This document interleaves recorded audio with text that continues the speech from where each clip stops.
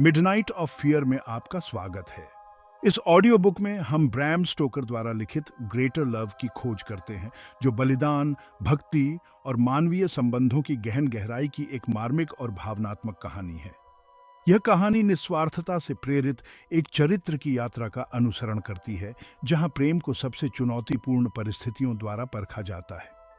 अपनी शानदार कहानी कहने की कला के साथ स्टोकर एक ऐसी कहानी गढ़ते हैं जो दिल और आत्मा दोनों को छूती है। यह दिखाती है कि कोई अपने प्रियजनों के लिए किस हद तक जा सकता है। इस मार्मिक और कालातीत कहानी में गहराई से उतरने के लिए हमारे साथ जुड़ें।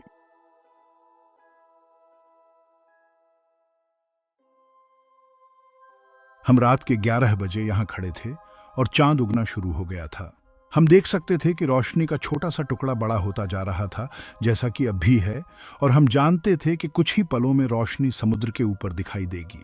मेरी पीठ समुद्र की ओर थी और बिल रेलिंग के सहारे झुका हुआ था, ठीक वैसे ही जैसे तुम अभी हो। ये बहुत बड़ी बात नहीं है सर, आखिरकार आपके लिए तो कम से कम समझदारी की बात है, लेकिन ये मेरे लिए, हाँ, और ये है एक सौदा था, क्योंकि इसमें मेरा पूरा जीवन समाया हुआ है। जैसा कि यह है, किताबों में कविता और कहानी कहने की बहुत सारी चीजें हैं, लेकिन भगवान तुम्हें आशीर्वाद दे, अगर तुम मेरे जैसे लोगों के दिल को भी ठीक से देख पाते तो तुम्हें कविता और रोमांस की जरूरत पड़ने पर किताबों की कोई जरूरत नहीं होती। मैं अक्सर सोचता हूं कि उनमें मौजूद लोग कुछ ज्यादा महसूस नहीं करते, न ही हम तब करते हैं जब कुछ घटित होता है। यह केवल तब होता है जब वे लिखे जाते हैं कि वे नायक और शहीद और इस तरह के बन जाते हैं। क्यों? बिल उनमें से किसी के जितना ही बड़ा नायक था। मैं अक्सर चाहता था कि मैं कैसे लिख सकता हूं कि मैं उसके बारे में सब कुछ बता सकूं। वैसे भी अगर मैं लिख नहीं सकता तो मैं बात कर सकता हूं, और अगर आप जल्दी में नहीं हैं और जब तक मैं आपको सब कुछ नहीं बता देता तब तक इंतजार करेंगे तो मुझे गर्व होगा। बिल के बारे में बात करना मेरे लिए अच्छा है। खैर, जब मैंने मुड़कर बिल का सामना किया तो मैंने देखा कि उसकी आंखों में रोशनी थी और वे चमक रही थी। बिल ने एक गहरी सांस ली और मुझसे कहा, जो दुनिया बहुत बड़ी है, इतनी बड़ी कि तुम और मैं बिना किसी झगड़े के इसमें रह सकें, और हो सकता है जिस भगवान ने एक औरत को बनाया है वह दूसरी औरत भी बनाए और हम दोनों जी सकें और खुश रह सकें। तुम और मैं लंबे समय से साथी रहे हैं और भगवान जानता है कि मैरी के बाद मुझे तुम्हें मरते हुए देखकर दुख होगा। इसलिए जो भी हो, हम झगड़ा नहीं करेंगे या एक दूसरे के बारे में बुरा नहीं सोचेंगे। निश्चित रूप से हम ऐसा नहीं करेंगे। जो उसने अपना हाथ आगे बढ़ाया और मैंने उसे अचानक पकड़ लिया। हम काफी देर तक एक दूसरे का हाथ पकड़े रहे। मुझे लगा कि वह उदास है और मैं उसे खुश करना चाहता था, इसलिए मैंने कहा, क्यों बिल, कौन मरने की बात करता है जो हमारे जितना ही हार्दिक है? उसने दुख से अपना सिर हिलाया और कहा, जो मैं अपनी जान की कीमत पिन के सिर पर भी नहीं लगाता और मुझे मरने से डर नहीं लगता। उसकी खातिर या तुम्हारी खातिर, हाँ, यहां तक कि उसकी खुशी के लिए भी मैं, कोई बात नहीं। बस देखना है कि अगर मुझे कभी उसकी सेवा करने का मौका मिला तो मैं कायर हो जाऊंगा या नहीं। खैर, हम वहां बहुत देर तक खड़े रहे। हम दोनों में से कोई भी एक शब्द भी नहीं बोला, क्योंकि मुझे बात करना पसंद नहीं था। हालांकि मैं कई बार उससे सवाल पूछना चाहता था, और फिर मैंने बात करने की इच्छा छोड़ दी और उसकी तरह सोचने लगा। मुझे याद आया कि बिल और मैं कितने दोस्त और साथी थे, और हम दोनों मैरी से कितने प्यार करते थे और वह हमसे। आप देखिए, जब हम सभी बच्चे थे तो वह छोटी सी चीज हम दोनों को इतनी पसंद थी कि हम उसे पसंद करने से खुद को रोक नहीं पाते थे, और इस तरह समय के साथ हम उसके बड़े भाइयों की तरह बन गए। वह बिल और मेरे साथ किनारे पर आती और पूरे दिन चुपचाप बैठती और कभी कुछ नहीं कहती या ऐसा कुछ नहीं करती जिससे हमें परेशानी हो या हम परेशान हों। कभी कभी हम नौकायन करने निकल जाते और फिर वह आकर उस व्यक्ति के पास बैठ जाती जो जहाज चला रहा होता, जब तक कि वह उसे अपने घुटनों पर बैठने के लिए नहीं कहता। फिर वह अपनी नन्ही बाहें उसके गले में डाल देती और उसे चूम लेती, और तब तक चुपचाप रहती जब तक कि उसे अपनी जगह बदलनी न पड़े। इस तरह सर, हम दोनों उससे इतने प्यार करने लगे, और निश्चित रूप से जब वह बड़ी होने लगी तो बिल और मुझे उसके अलावा किसी और की चाहत नहीं थी, और जैसे जैसे वह बड़ी होती गई हम उस पर उतना ही गर्व करने लगे। आखिरकार हमें पता चला कि हम दोनों ही उससे प्यार करते हैं, लेकिन हमने उसे कभी यह नहीं बताया या उसे यह देखने नहीं दिया, और वह हमारे बीच इतनी बड़ी हो गई थी कि उसे कभी इस बात का संदेह नहीं हुआ। उसने बहुत समय बाद यह बात कही। फिर बिल और मैंने इस बारे में एक तरह की सलाह ली कि क्या किया जाना चाहिए, और इसलिए हम उस रात पुल पर बात करने लगे। मैरी एक जवान औरत बन रही थी, और हमें डर था कि अगर हम में से कोई उसे तुरंत नहीं पा लेता तो कोई और लड़का उसे पसंद कर सकता है। बिल बहुत गंभीर था, मुझसे कहीं ज्यादा गंभीर, क्योंकि मेरे दिमाग में किसी तरह यह विचार आ गया था कि मैरी मेरी कितनी परवाह करती है, और जब तक मुझे लगता था कि मैं दुखी या निराश महसूस नहीं कर सकता था। अचानक बिल का चेहरा चमक उठा और उसकी आंखों में कोमलता छा गई। जो वह कहता है, चाहे कुछ भी हो जाए, मैरी को कभी भी अपना सिर नहीं झुकाना चाहिए। वह लड़की कोमल हृदय की है, और वह हम दोनों को पसंद करती है, हम जानते हैं। और चूंकि वह हम में से केवल एक को ही प्यार कर सकती है, इसलिए उसे यह सोचकर दुख हो सकता है कि जब वह एक आदमी से शादी कर रही है तो वह उसके साथी के जीवन में एक खालीपन छोड़ रही है।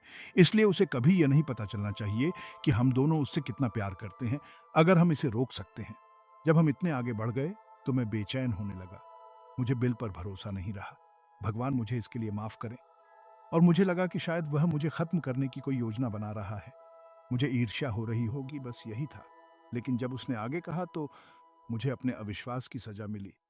जो बूढ़े लड़के, हम दोनों उससे प्यार करते हैं, और हम एक दूसरे से प्यार करते हैं, और भगवान जानता है कि मैं दूर चला जाऊंगा और उसे तुम्हारे पास छोड़ दूंगा।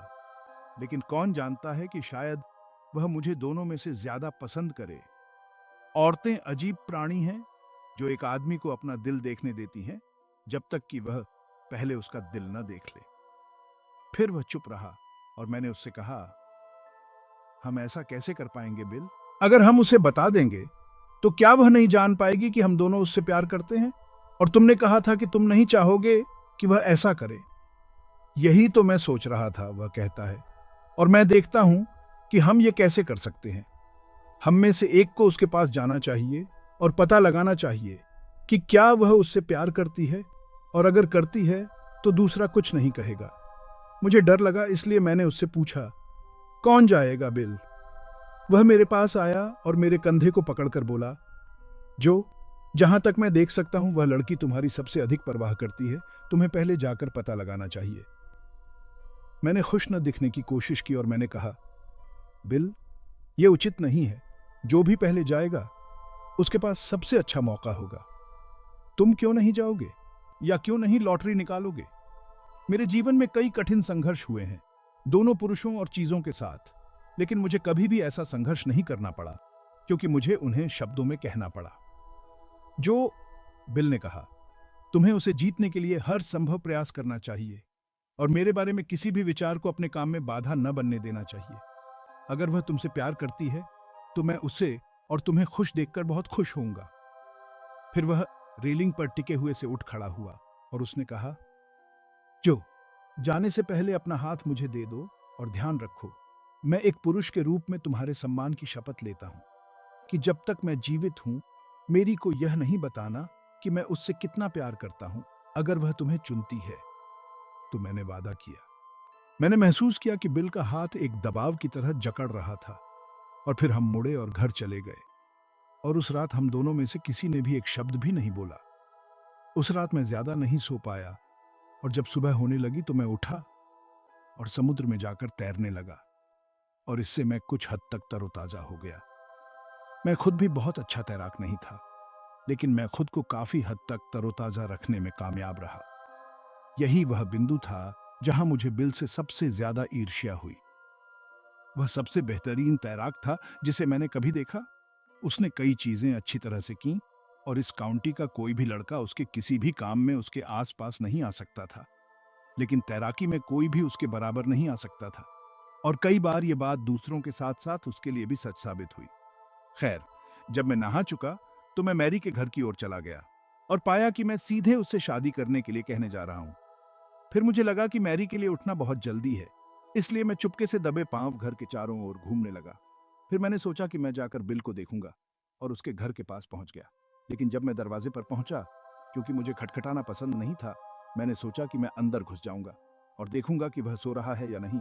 इसलिए मैं चुपके से खिड़की के पास गया और अंदर झांका। मैं अपने अंतिम दिन तक जो कुछ भी मैंने देखा उसे कभी नहीं भूल पाऊंगा। मैं कभी भी बुरा व्यक्ति नहीं था, भगवान का शुक्र है। लेकिन मैं उसके बाद बुरा व्यक्ति नहीं बन सकता था या कुछ भी ऐसा नहीं कर सकता था जो मुझे बहुत गलत लगता हो। बिल था, जैसा कि मैंने उसे पिछली रात छोड़ा था। उसने कभी अपने कपड़े नहीं बदले थे और मोमबत्ती सॉकेट में टिमटिमा रही थी, अनसुनी। वह बिस्तर के पास घुटनों के बल बैठा था, अपनी बाहें आगे की ओर फैलाए हुए, और उसका चेहरा रजाई पर झुका हुआ था। ये 37 साल पहले की बात है, लेकिन ऐसा लगता है जैसे कल की ही बात हो। पहले मुझे लगा कि वह सो रहा है, लेकिन मैंने उसकी हरकत से देखा कि वह जाग रहा था। इसलिए मैं चुपचाप चला गया, दोषी की तरह, और नीचे चला गया और समुद्र के किनारे खड़ा हो गया। मैंने अपनी टोपी उतारी और हवा को अपने माथे पर बहने दिया, क्योंकि किसी तरह यह जल रहा था, और मैं लंबे समय तक समुद्र को देखता रहा। किसी तरह मेरा दिल धड़क रहा था, जैसे कि वह शीशे में हो, और मुझे आधा घुटन महसूस हो रही थी। मुझे नहीं पता कि मैं बिल के लिए वहां कितनी देर रुकता। वह मेरे पीछे आया और अपना हाथ मेरे कंधे पर रखकर अचानक बोला, क्यों जो, तुम यहाँ क्या कर रहे हो? मैं चौंक कर मुड़ा और देखा कि वह मुस्कुरा रहा था। मैं यह बदलाव देखकर इतना हैरान हो गया कि एक पल के लिए मैं कुछ भी नहीं बोला। उसने मुझसे फिर कहा, जो, मुझे लगा कि आज सुबह तुम्हारे पास खाने के अलावा और भी बहुत कुछ होगा, और खाली पेट प्रणय प्रसंग करना बुरा है। इसलिए मेरे घर चलो, मैं हम दोनों के लिए नाश्ता लेकर आया हूं। मैं समझ नहीं पाया कि यह दिलफेंक लड़का वही आदमी था जिसे मैंने लंबी रात के बाद प्रार्थना करते देखा था। मैंने उसे गौर से देखा, लेकिन उसके चेहरे पर कोई अभिनय का निशान नहीं दिखा। वह पहले से कहीं ज्यादा खुशमिजाज और जीवंत था, और इतने अच्छे मूड में था कि उसने मुझे भी खुश कर दिया। मैं भूल नहीं पाया कि मैंने उसे कुछ समय पहले कैसे देखा था, लेकिन मैंने इस विचार को एक तरफ रख दिया और इसे अपने ऊपर हावी नहीं होने दिया। मैं उसके घर गया। यह हमेशा की तरह साफ और सुव्यवस्थित था, और नाश्ता तैयार था। उसने मुझे कुछ खाने को दिया, और जब मैं खा चुका तो उसने मुझे साफ किया और साफ किया, और उसने कहा, अंदर जाओ और जीतो, बूढ़े लड़के, भगवान तुम्हें आशीर्वाद दे। मैं मैरी के घर की ओर चला गया, लेकिन इससे पहले कि मैं बिल को नजरों से ओझल कर पाता, मैं मुड़ा, और उसने एक दयालु मुस्कान के साथ अपना हाथ मेरी ओर हिलाया और अंदर जाकर दरवाजा बंद कर दिया। मैं मैरी के घर की ओर बढ़ता गया, लेकिन जितना आगे बढ़ता गया मेरी गति उतनी ही धीमी होती गई, और जब मैं बगीचे के गेट पर पहुंचा तो मैंने एकदम से गाड़ी रोक दी। मैं कुछ देर तक वहीं घूमता रहा, जब तक कि मैरी ने मुझे देखा और बाहर आ गई। मुझे नहीं पता कि तुम्हें कैसे बताऊं कि उस समय क्या हुआ। मैं अपनी उम्र के आदमी से ज्यादा शर्मीला नहीं हूं, लेकिन किसी तरह एक आदमी के लिए इस तरह की बातें बताना मुश्किल हो जाता है। ओह नहीं, ऐसा नहीं है कि मुझे सब कुछ याद नहीं है, क्योंकि मुझे सब याद है, ठीक है। लेकिन तुम देखो, तुम मुझ पर हंसोगे नहीं। मैं जानता हूं कि तुम नहीं हंसोगे। मैं तुम्हें माफ करना चाहता हूं। खैर, तुम्हें यह साबित करने के लिए मैं वह कहूंगा जो मैंने अभी तक किसी और से नहीं कहा, सिवाय मैरी के, और वह भी सिर्फ एक बार। मैरी एक छोटी बच्ची की तरह दौड़ती हुई मेरे पास आती है। उसके चेहरे पर खुशी के मारे गड्ढे पड़ गए हैं, और वह कहती है, क्यों जो, इस समय तुम यहाँ क्यों आए हो? अंदर आओ जो। माँ यहाँ जो है, क्या तुमने नाश्ता कर लिया है जो? अंदर आओ। मुझे लगा कि अगर मैं झोपड़ी में गया तो उसकी माँ के सामने बोलने की हिम्मत नहीं जुटा पाऊंगा, इसलिए मैं गेट के पास ही खड़ा रहा और उसे बोलने दिया। जब मैंने उसे देखा तो मुझे यकीन ही नहीं हुआ कि मैं किस लिए आया हूं। ऐसा लगा कि उसे बदलने की कोशिश करना कुछ गलत काम है। वह इतनी प्यारी और इतनी चमकदार लग रही थी कि उसे किसी और की तरह देखना, यहां तक कि मेरी अपनी पत्नी की तरह भी, दुख की बात थी। और इसके अलावा यह विचार आया और मुझे बहुत जोर से लगा कि शायद वह मुझे नहीं चाहती। मैंने इस बारे में सोचने की कोशिश की, लेकिन भगवान तुम्हें आशीर्वाद दे, मैं नहीं सोच सका। यह कुछ इतना भयानक लग रहा था कि मैं इसके बारे में सोच ही नहीं सका।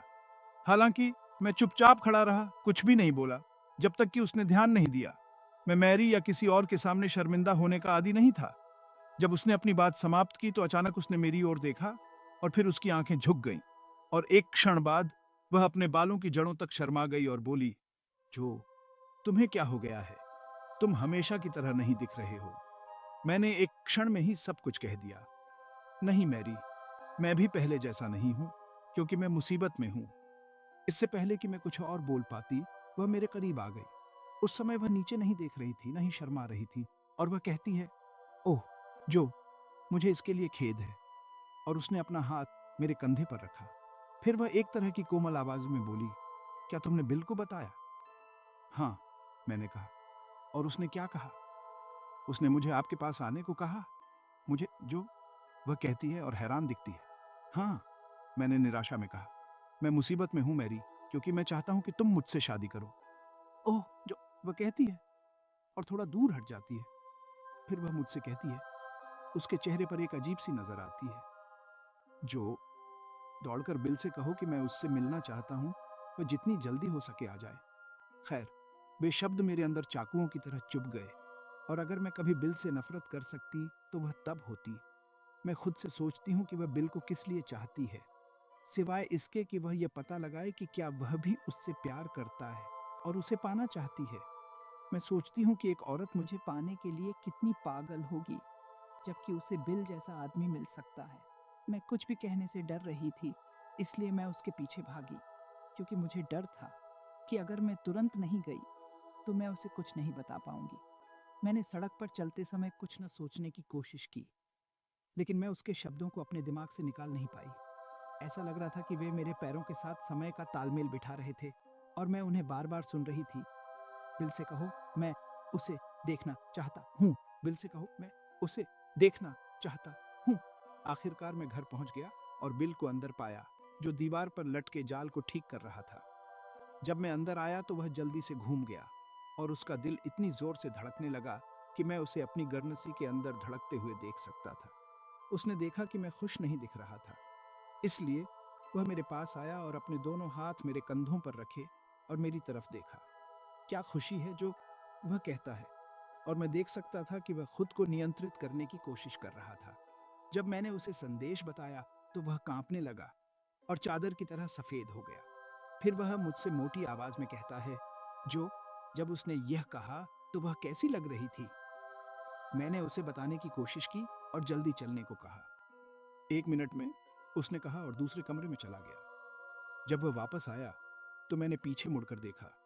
मुझे उम्मीद थी कि वह थोड़ा उठकर खड़ा होगा, लेकिन वह अंदर गया ही था, अपने पुराने काम के कपड़ों में। लेकिन वह शांत दिख रहा था और उसके चेहरे पर मुस्कान थी। बिल, बूढ़े लड़के, मैंने कहा, क्या तुम थोड़ा सा साफ सफाई नहीं करने जा रहे हो? शायद मैरी तुम्हें साफ सुथरा देखना चाहती हो। नहीं, वह कहता है, मैं जैसा हूं वैसे ही जाऊंगा। अगर ऐसा हो भी तो वह मुझे जल्दी आने से पसंद नहीं करेगी, और अगर ऐसा नहीं होता, चलो जो, और उसे इंतजार मत करवाओ। खैर, हम बिना कुछ कहे सड़क पर आगे बढ़ गए। जब हम मैरी की झोपड़ी के पास पहुंचे तो मुझे लगा कि वहां पहले से कहीं ज्यादा अंधेरा है। मैरी हमसे मिलने के लिए गेट से बाहर आई और जब उसने बिल से बात की तो मैं भी पीछे चला गया। वे दोनों उस कुंज में चले गए जो हमने उसके लिए बनाया था।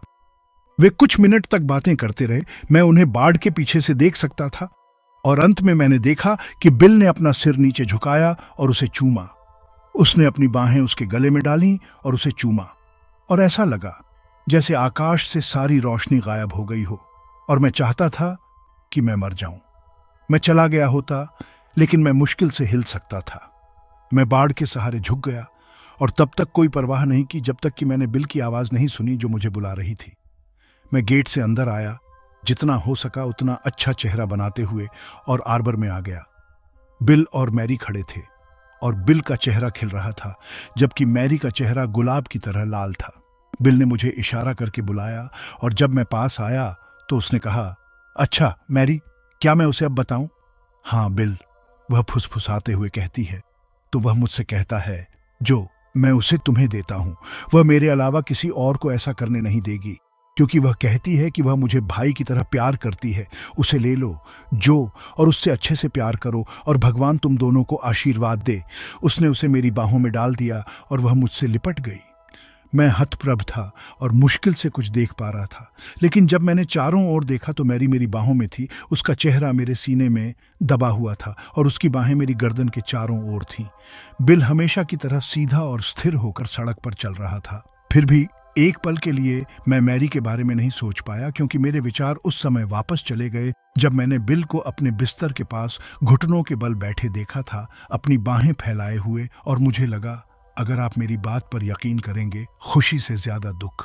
अब मुझे पता है कि बिल ने उस रात शैतान से कुश्ती लड़ी थी, और अगर कभी कोई आदमी ऐसा करता है तो उसने उसे फेंक दिया। बेचारा बिल, बेचारा बिल। मुझे लगता है कि मुझे आपको यह बताने की जरूरत नहीं है कि मैरी और मैंने क्या कहा। वैसे भी यह ज्यादा नहीं लगेगा, हालांकि यह हमें अच्छा लगा। जब मुझे लगा कि वह मुझसे प्यार करती है तो मैं बिल को भी भूल गया, और हम अपनी खुशी को शब्दों में बयान नहीं कर सकते। खैर, 1-2 महीने बीत गए और हम जल्दी ही शादी करने के बारे में सोच रहे थे। मैं अपना कॉटेज तैयार कर रहा था और मैरी के लिए उसे सजाने के लिए मैंने जो पैसे बचाए थे उनमें से कुछ खर्च कर रहा था। बिल सुबह शाम मेरे साथ काम करता था, लेकिन वह सिर्फ अपना समय ही मुझे नहीं देता था। वह अक्सर शहर में जाकर मेरी जरूरत की चीजें खरीदता था, और मुझे यकीन है कि उसने मुझे जो बताया था उसके लिए उसे कभी भी वे चीजें नहीं मिली।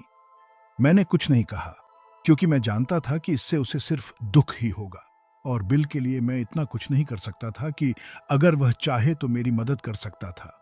मैं उसे देखता रहता था कि वह दुखी तो नहीं है, लेकिन मैंने कभी उसके चेहरे पर दुख का कोई निशान नहीं देखा। वह हमेशा खुश और खुश दिखाई देता था, और वह पहले से ज्यादा मेहनत करता था और अपने आसपास के सभी लोगों के प्रति दयालु था। मैं जानता था कि वह भूलता नहीं था, क्योंकि वह मैरी को कैसे भूल सकता था, और मुझे कई बार डर लगता था कि कहीं वह चुपके से परेशान न हो जाए। लेकिन मैंने उसे कभी दुखी होते नहीं देखा। जब मैं इस बारे में सोचता था तो मैं कल्पना भी नहीं कर पाता था कि जब बिल उसके पास होता था तो मैरी मुझे कैसे लेने या प्यार करने आती थी। खैर, समय बीतने में ज्यादा समय नहीं लगा, क्योंकि हम खुश थे और हमारे सामने पूरा जीवन था, और आखिरकार वह दिन आ गया जब हमारी शादी होनी थी। यह ईस्टर संडे था जिस दिन हमारी शादी होनी थी, और मैरी और मुझे जानने वाले सभी लोग और पूरा गांव एक शानदार छुट्टी मनाने जा रहा था। हमें द्वीप पर जाकर दावत करनी थी, और हम नावों को साफ करवा रहे थे और इस अवसर के लिए उन्हें सुंदर और बढ़िया बना रहे थे। बेशक सभी को अपने अपने इनरवियर लाने थे, लेकिन हमें उन सभी के साथ मिलकर एक शानदार दावत बनानी थी। हमारे पास बियर का एक पीपा था और हमें घास पर शानदार नृत्य करना था। द्वीप के बाहर ग्रामीण इलाकों में नृत्य करने के लिए बेहतरीन घास है, और हमने माइक व्हीलर को अपनी वायलिन लाने के लिए कहा था। साथ में अतिरिक्त तार भी थे। हमें शाम तक घर नहीं लौटना था जब ज्वार बदल जाता, और फिर हम घर की ओर दौड़ लगाते। खैर, बिल और मैं, हम दोनों ने उस शाम मैरी के घर पर चाय पी, और जब हम घर आए तो बिल ने मुझे कुछ देर के लिए अपने घर चलने और शांत बातचीत करने के लिए कहा। हमने अपने पाइप जलाए, अपनी कुर्सियां खींची और आग के पास बैठ गए, और कुछ देर तक बिना कुछ बोले कश लगाते रहे। और फिर बिल ने मुझसे कहा, खैर जो, कल चर्च में ऐसा कोई आदमी नहीं होगा जो तुमसे ईर्ष्या न करे, सिवाय मेरे। मुझे याद आया कि जब वह सुबह बिस्तर के पास घुटनों के बल बैठा था तब उसने ऐसा कहा था, इसलिए मैंने उसे बताने का सोचा। मैंने अपना पाइप नीचे रखा और उसके पास आकर अपनी बाहें उसके कंधे पर रख दी, जैसा कि मैं बचपन में करता था, और उसे वह सब बताया जो मैं जानता था। उसने बस मुझसे हाथ मिलाया और कहा, जो, ये एक कठिन लड़ाई थी, लेकिन भगवान का शुक्र है मैं जीत गया। मैंने अब सारा पुराना प्यार खत्म कर दिया है। क्यों बेटा, कल वह तुम्हारी पत्नी होगी और मैं उसका उतना ही ख्याल रखूंगा जितना किसी और औरत का, एक प्रेमिका की तरह मेरा मतलब है, क्योंकि मैं अब उसके लिए भाई हूं जब तक हम जीवित हैं। और तुम्हारा भी, जो। ऐसा नहीं है कि मैं उसके बारे में कम सोचता हूं, क्योंकि मैं उसके लिए इस मिनट आग में चल सकता हूं, लेकिन मैं इसे समझा नहीं सकता। जो, तुम जानते हो कि मेरा क्या मतलब है। बिल, मैंने कहा, तुम मेरे और मैरी के सच्चे दोस्त रहे हो, और मुझे उम्मीद है कि हम हमेशा यह दिखा पाएंगे कि हम दोनों तुमसे कितना प्यार करते हैं। जब तक मैं जीवित हूं, अगर कभी भी तुम्हारे बारे में बुरा सोचूं तो भगवान मुझे कठोर दंड दे। उसके बाद हमने और कुछ नहीं कहा। मैं बाहर चला गया, लेकिन 1 मिनट बाद वापस आया और बिल से कहा कि अगर वह पहले उठ जाए तो मुझे जगा देना। लेकिन जब मैं खिड़की से गुजर रहा था तो मैंने देखा कि वह खिड़की पर एक कोट लटकाए हुए था। ऐसा नहीं था कि उसे लगा कि मैं फिर से उस पर जासूसी करूंगा कि उसने ऐसा किया। मैंने उसके चेहरे पर यह देखा, लेकिन उसे डर था कि मैं उसे किसी तरह फिर से देख सकता हूं और इससे मुझे दुख हो सकता है। खैर, मैं सुबह जल्दी ही उठा और नीचे जाकर तैरने लगा। फिर घर आया और अपने नए कपड़े ब्रश किए, और वह शर्ट निकाली जो मैरी ने खुद मेरे लिए बनाई थी, और बर्फ की तरह सफेद हो गई। फिर बिल मेरे पास आया उसे उस सुबह मेरे साथ नाश्ता करना था और वह शादी के लिए नए कपड़े पहनकर आया था। वह किसी भी समय एक बहुत ही सुंदर अच्छा आदमी था, लेकिन वह उस सुबह एक सज्जन व्यक्ति की तरह दिख रहा था। फिर मैंने सोचा कि मैरी ने बिल जैसे आदमी के बजाय मेरे जैसे मेहनतकश आदमी को चुनकर सही किया होगा, जो हम सभी से ऊपर था सिवाय उसके दिल के। हम चर्च चले गए और मैरी और उसकी माँ के आने तक इंतजार किया। सभी लोग पोर्च के बाहर थे और कुछ सज्जन अंदर थे। जमींदार का परिवार अपनी सीट पर बैठा था, क्योंकि आप देख सकते हैं मैरी उन सभी की पसंदीदा थी और वे उसकी शादी देखने के लिए चर्च में जल्दी आए थे। मैं तब बहुत गंभीर महसूस कर रहा था, लेकिन मैं यह नहीं समझ पा रहा था कि मैरी मुझसे कैसे शादी करने जा रही है। वह वहां थी, एक परी की तरह प्यारी और गुलाब की तरह लाल। मैंने अपनी मैं करूंगा धीमी आवाज में कहा, क्योंकि मुझे इसे जोर से कहना अजीब लग रहा था। लेकिन मैरी ने अपनी बात स्पष्ट मीठी आवाज में कही और फिर पादरी ने हमें आशीर्वाद दिया और हमसे इतनी गंभीरता से बात की कि हम दोनों रो पड़े और मैरी मेरे पास आकर बैठ गई। जब दुल्हन को चूमने की बारी आई तो बिल पहले था और उसने चूमने का दावा किया, इसलिए दूसरे लड़कों को हार माननी पड़ी। बिल नीचे झुका और उसके सुंदर चेहरे को अपने दोनों हाथों के बीच लिया और उसके माथे पर चूमा। फिर जब शादी संपन्न हुई तो सेवा का समय हो गया, इसलिए हम सब अपनी सीटों पर चले गए और मैंने अपने जीवन में इससे अधिक गंभीरता कभी महसूस नहीं की, न ही मैरी ने।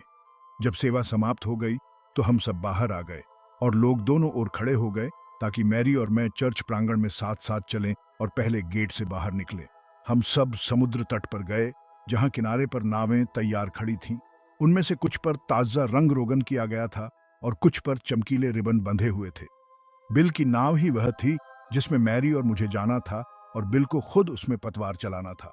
उसने 3 ऐसे नौजवानों को अपने दल में शामिल किया था जिन्हें हम सबसे अच्छी तरह जानते थे और जो नाव चलाने में माहिर थे, और हम बाकी सभी नावों के साथ द्वीप पर पहुंचने के लिए दौड़ पड़े। लड़के हमसे पहले ही भाग गए थे और जब हम समुद्र तट पर पहुंचे तो नावें पूरी तरह से तैयार थीं और उनमें खाने की टोकरियां रखी हुई थीं। इसीलिए हम सब नाव पर चढ़ गए और चल पड़े।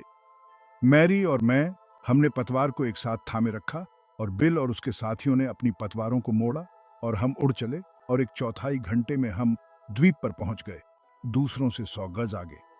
हम सब बाहर निकल गए और लड़कों ने टोकरियां ऊपर की ओर ढलान पर ले गए, जहां आप द्वीप पर चांदनी की रोशनी देख सकते हैं, जहां चट्टान के किनारे पर एक बढ़िया समतल जगह थी।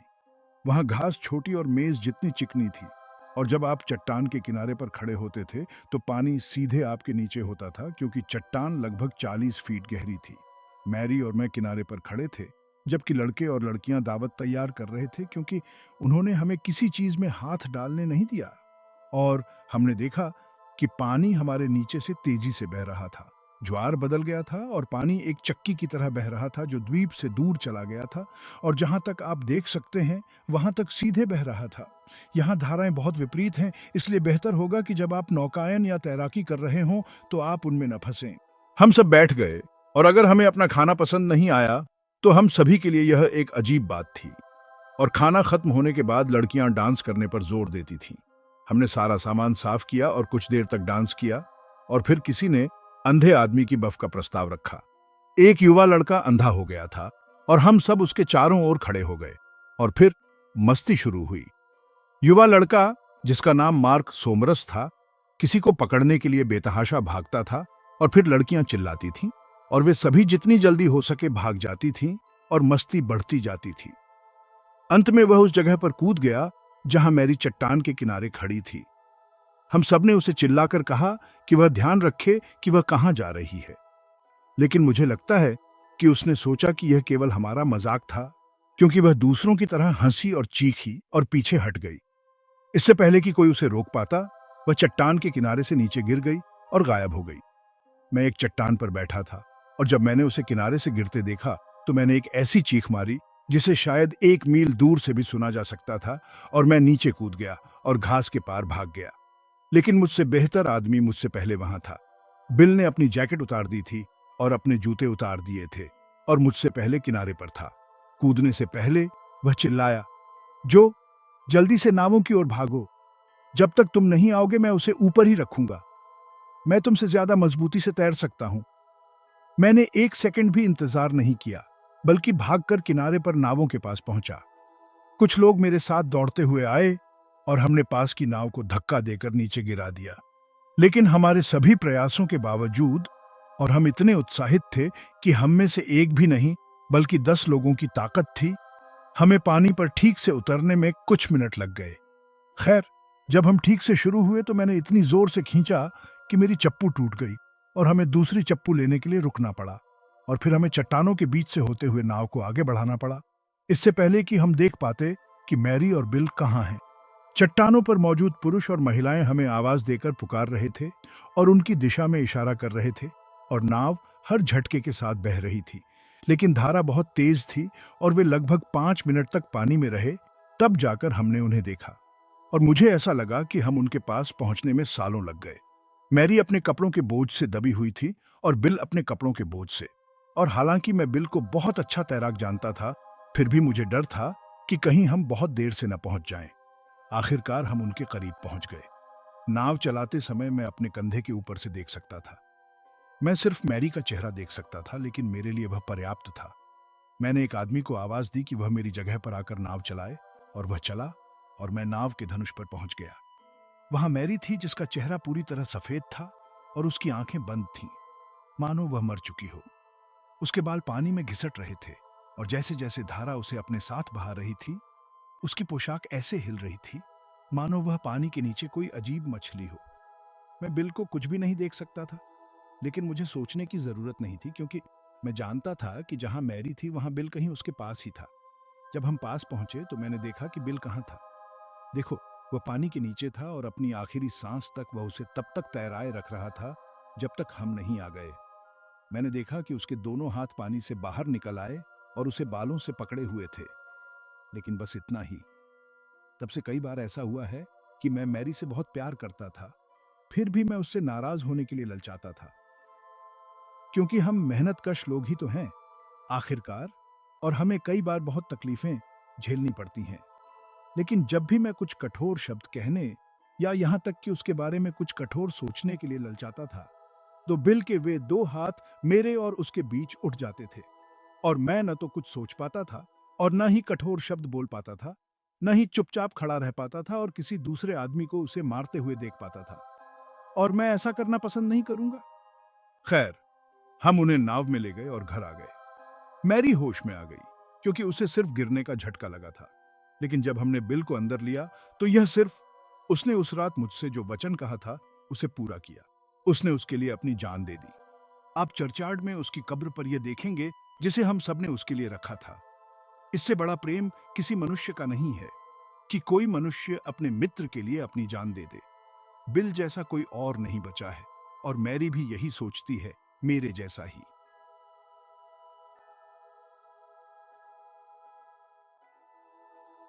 ब्रैम स्टोकर की ग्रेटर लव सुनने के लिए धन्यवाद। यह एक ऐसी कहानी है जो हमें निस्वार्थ प्रेम की शक्तिशाली और परिवर्तनकारी शक्ति की याद दिलाती है। जैसे जैसे हम इस हृदयस्पर्शी कहानी को समाप्त करते हैं, हमें याद आता है कि प्रेम अपने शुद्धतम रूप में अक्सर बलिदान की मांग करता है, और यह कि भक्ति के सबसे सच्चे कार्य उन लोगों पर स्थायी प्रभाव छोड़ सकते हैं जिन्हें हम संजोते हैं। दिल और दिमाग को झकझोर देने वाली और भी आकर्षक कहानियों के लिए बने रहें, और याद रखें, प्रेम एक ऐसी शक्ति है जो समय और परिस्थितियों से परे है।